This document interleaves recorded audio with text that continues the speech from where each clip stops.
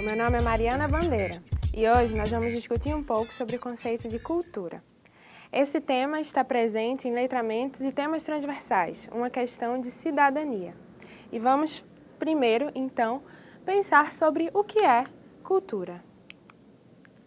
Afinal, o que é cultura? Confúcio diz que a natureza dos homens é a mesma, são os seus hábitos que os mantêm separados.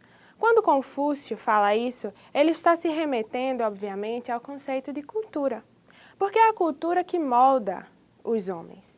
Embora nossa natureza biologicamente seja semelhante, os hábitos que a gente está submetido na nossa sociedade são aqueles que moldam as nossas ações, os nossos pensamentos, entre outros. Aqui a gente tem um pedaço da carta que Pero Vaz de Caminha enviou ao rei de Portugal no momento do descobrimento do Brasil. Temos ele se referindo aos índios. A feição deles é serem pardos, um tanto avermelhados, de bons rostos e bons narizes, bem feitos. Andam nus, sem cobertura alguma, nem fazem mais caso de encobrir ou deixar de encobrir suas vergonhas do que de mostrar a cara. Acerca disso são de grande inocência. Então aqui ele está falando justamente desse choque, de perceber o índio, de perceber o novo, o diferente. Eles andam nus, ele está impregnado por sua visão de português, pela sua cultura europeia.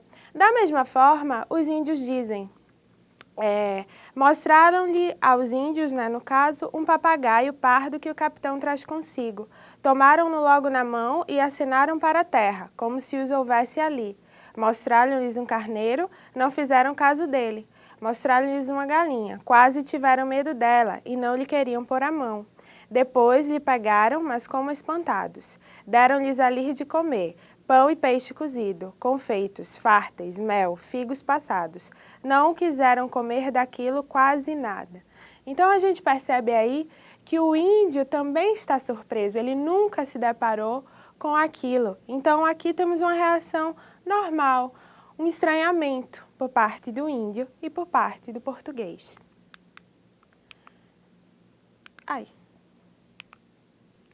Então nos deparamos com a pergunta, cultura ou culturas? Não seriam culturas, já que aqui, por exemplo, nos deparamos com a cultura do português e do índio? Mesmo em um país apenas, podemos nos deparar com as mais diversas culturas. Por exemplo, aqui no Brasil, país gigantesco como o nosso, em Pernambuco temos uma cultura completamente voltada para o pastoril, para o frevo, para as danças de rua. Mas se você chegar no Rio Grande do Sul, por exemplo, talvez eles estranhem. Frevo? O que é isso? Pastoril? Nunca ouvi falar. Porque aquilo não faz o menor sentido para eles, não é algo presente na cultura deles. Se você chegar no Sul, talvez eles falem sobre a festa farroupilha com a grande felicidade, você vai ficar, festa farroupilha, o que seria festa farroupilha? Porque justamente isso faz parte da cultura daquele pessoal do Sul, porque aquilo tem um valor histórico para eles. Aquilo é da cultura do Sul, não do Nordeste. O Nordeste tem o pastoril. Então essa diferença de cultura dentro de um mesmo país pode acontecer. São culturas diferentes, sim, mas, é claro, participam dentro de uma grande cultura maior, que é a cultura brasileira. Então, podemos nos deparar com a cultura familiar, a cultura escolar, a cultura religiosa, a cultura gastronômica, ok? E aí a gente chega em outro ponto importante. Raça e cultura são a mesma coisa?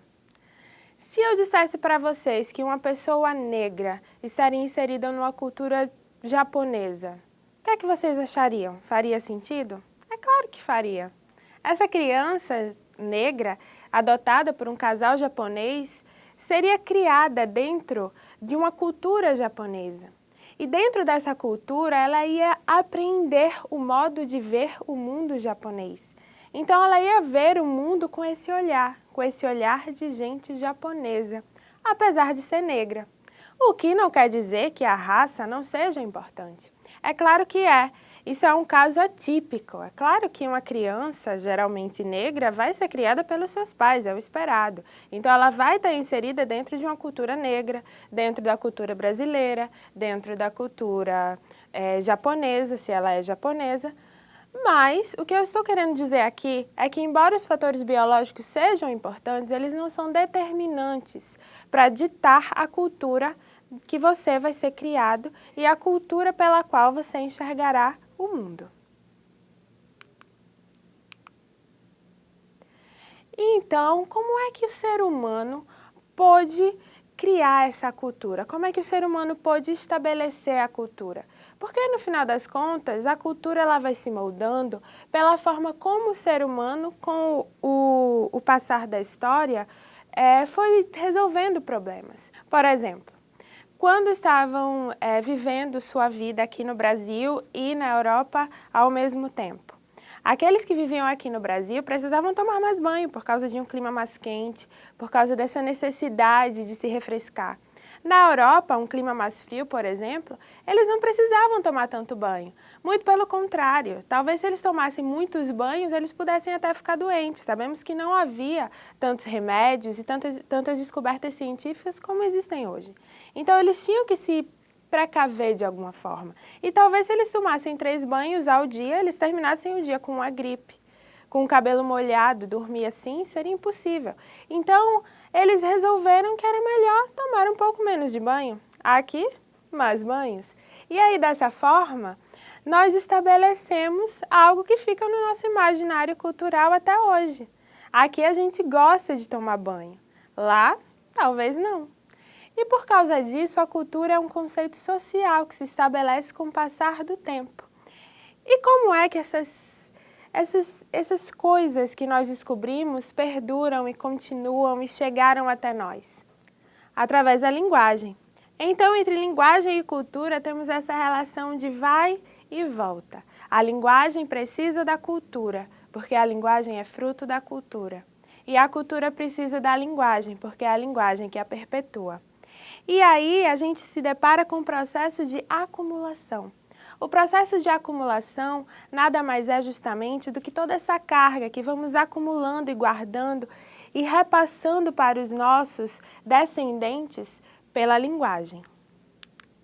E aí nos deparamos com língua, cultura e história.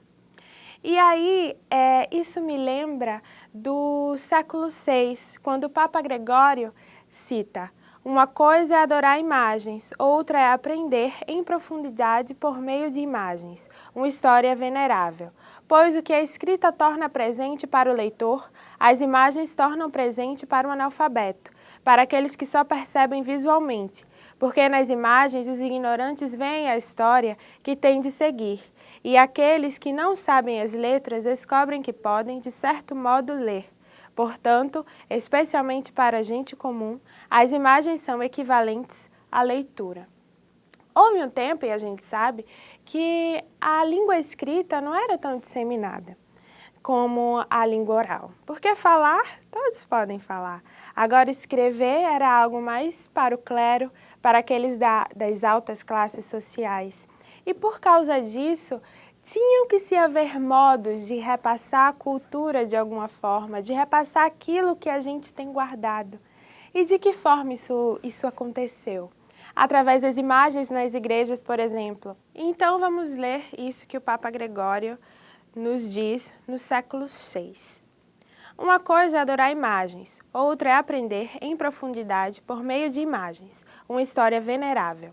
Pois o que a escrita torna presente para o leitor, as imagens tornam presente para o analfabeto, para aqueles que só percebem visualmente, porque nas imagens os ignorantes veem a história que têm de seguir, e aqueles que não sabem as letras descobrem que podem, de certo modo, ler. Portanto, especialmente para a gente comum, as imagens são equivalentes à leitura. O que acontece aqui é algo muito simples. A gente sabe que a leitura não era um domínio de todos. A leitura estava para o clero, para os da alta nobreza, mas não para a sociedade em geral. Então, como fazer com que essas pessoas também possam ter acesso àquilo que acumulamos, à nossa cultura? No caso aqui, a cultura religiosa.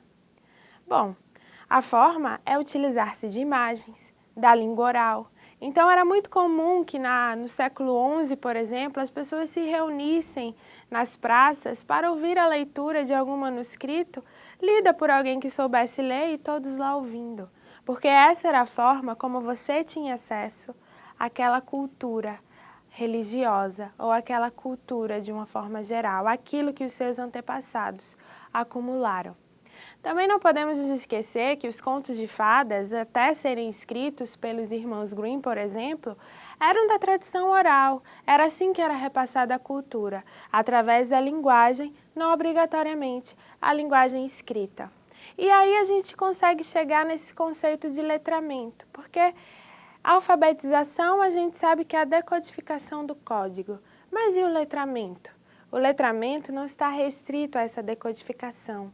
O letramento está ligado às práticas sociais. E aí a gente pode ver aqui que o conceito de letramento está associado à capacidade de ler e produzir textos, mas vai além do conceito de alfabetização. O letramento é a capacidade de interagir com a leitura e a produção textual, compreendê-las e apropriar-se delas como uma prática social. Então aí podemos perceber que as pessoas que não estavam estudando linguística ao longo da história já conseguiam perceber que, além da alfabetização, havia uma noção de práticas sociais. Ao decorrer da história, nem sempre estudou-se linguística, mas depois do momento que passou-se a estudar, havia os estudos, por exemplo, saussurianos, chomskyanos, e nenhum desses estava centrado nas práticas sociais da linguagem, embora elas já acontecessem. Então, com os estudos voltados para o letramento, a gente tem esse olhar voltado para as práticas sociais, para a forma como a linguagem interage no meio, na sociedade. Então, o que temos aqui é uma forma cultural de perceber a língua também. Porque se naquela época saussuriana a língua era uma estrutura, ela era uma estrutura pelo modo como Saussi enxergava o seu mundo, pela forma como ele concebia a língua dentro de sua cultura, dentro daquele determinado tempo. Então percebemos que tudo é fruto da cultura. A cultura é aquela lente pela qual nós enxergamos o mundo. E a cultura estará presente em todos os conceitos com os quais nos deparamos. Então percebemos que cultura e língua têm essa relação cíclica.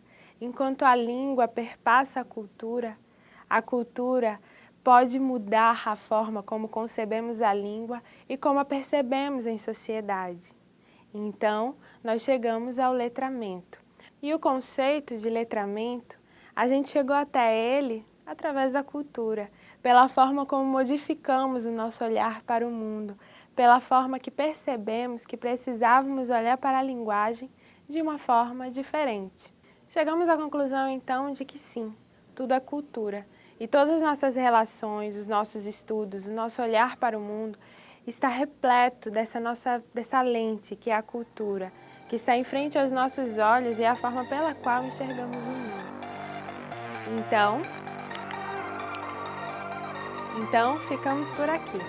Espero que essa aula tenha sido construtiva para você. Até a próxima!